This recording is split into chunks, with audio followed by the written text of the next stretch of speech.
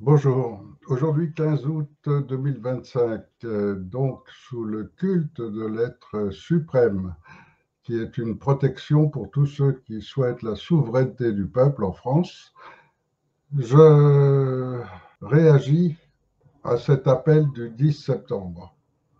J'ai moi aussi vérifié les informations et il semble bien que c'est une opération montée par Macron lui-même. Ce qui fait que forcément il a l'appui des syndicats et l'appui de la plupart des politiciens qui tournent autour de lui. Mais il y a aussi beaucoup de réactions de la part de groupes. Alors bien sûr, il y a toute une partie de gens qui sont inconscients de tout, qui vont tomber dans le piège, mais il y a aussi beaucoup de groupes de la dissidence qui appellent à profiter de l'événement pour quand même marquer leur présence. Et bon, beaucoup de gens pensent qu'en réalité, l'opération a été montée pour provoquer un état d'urgence qui permettra à Macron de s'installer définitivement au pouvoir. À côté de cela, il y a aussi tous ceux qui vont rejoindre ces groupes, quels qu'ils soient. Il y en a tous les jours de nouveaux, des petits partis politiques en pagaille, et qui souhaitent réellement un changement profond. Ceux-là vont participer et en espérant quelque chose. Mais en espérant quoi concrètement? Et c'est là où j'interviens aujourd'hui parce que le résultat de cette opération peut être soit que Macron s'installe définitivement au pouvoir, soit qu'il fuit et à ce moment-là, on aura remplacé Macron par Macron bis, c'est-à-dire donc un politicien bonnet blanc qui sera remplacé par un politicien au blanc bonnet. C'est le système actuel qui est prévu comme ça et donc qui fait qu'il n'y aurait aucun changement réel. En revanche, une autre possibilité serait que parmi tous ces groupes, il y en ait un qui prenne la position privilégiée parce qu'il aurait l'appui de l'armée. Cette armée, elle a démissionné depuis longtemps, elle n'existe plus réellement, mais il en reste un certain nombre de gens, des braves, des jeunes qui ont été recrutés, qui participent et qui sont complètement inconscients de tout, qui obéissent aux ordres. On leur a appris à seulement obéir aux ordres. Or, les ordres, ils sont donnés par des colonels, des grades de sous-officiers. Et c'est là où on peut avoir effectivement une réaction positive de gens qui souhaitent défendre le peuple. Et si l'un de ces mouvements arrive à s'imposer à la place du remplaçant de Macron, ça pourrait effectivement changer les choses et éviter que continue cette pagaille qu'on est en train de vivre avec des enfants placés, maltraités par l'éducation nationale, placés à l'ASE, avec toutes ces manifestations pour défendre l'enfance, avec tous ces cheptels d'animaux qui sont abattus de tous les côtés, uniquement pour provoquer une famine, avec tout un système aujourd'hui qui est en train de détruire et d'achever la France. On le voit, on est en fin de vie de notre pays. Et donc, ceux qui voudraient sauver la France existent. Mais ils sont divisés totalement, il n'y a pas d'union réellement. Et les Français, eux, globalement, ils en ont marre de ne pas savoir vers où ils vont. Ils en ont marre de, bon, on a besoin de notre pays, on fuit à l'étranger, ça, il y a déjà des centaines de milliers qui l'ont fait. On reste en France et on essaye de sauver notre pays, mais on veut des certitudes. Or, ces certitudes ne peuvent venir que des propositions concrètes. On ne veut plus des gens qui font des promesses et qui ne les tiennent pas.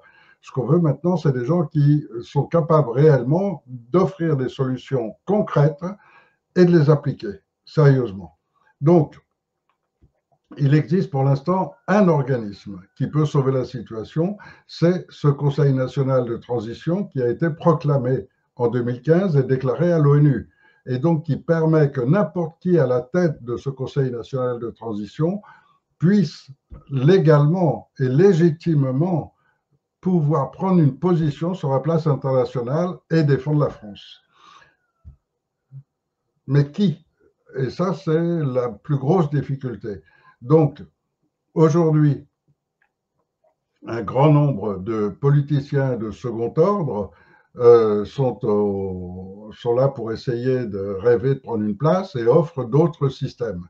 Alors, ce que je propose, c'est que tous participent à une réunion préalable, puisque l'opération est prévue pour le 10 septembre, qui est un mercredi. En réalité, le samedi précédent, c'est-à-dire donc le samedi 6 septembre, toute la journée va être consacrée à leur permettre de s'exprimer, de façon à ce que chacun réponde à un certain nombre de questions précises qui vont être posées à l'avance, et chacun va pouvoir dire au peuple, voilà ce que je vais faire, voilà pour comment je vais gérer l'immigration, voilà comment je vais gérer la famine, voilà comment je vais gérer la situation économique, voilà, à tous les niveaux. Et donc, toute cette liste de questions qui va être publique va permettre que chacun s'y prépare, chacun pourra venir en direct, s'exprimer, répondre aux questions s'il y en a, et ça va permettre que les Français sachent exactement qui sont tous ces gens qui offrent de nouvelles propositions et choisir parmi tout cela. Et la conséquence immédiate, ce sera que chacun s'engage formellement à rejoindre la décision qu'aura pris le peuple. S'il y a 10 personnes, par exemple, et que le peuple choisit un tel, tous les autres automatiquement le soutiendront. Tous les autres auront l'obligation immédiate de soutenir l'opération décidée par celui qui aura été choisi par le peuple. De cette façon, le peuple est sûr d'avoir la personne qu'il aura choisie selon les propositions qu'il aura faites, et sûr aussi que tout l'ensemble de la dissidence va appuyer celui-là. C'est la meilleure chance qu'on puisse avoir.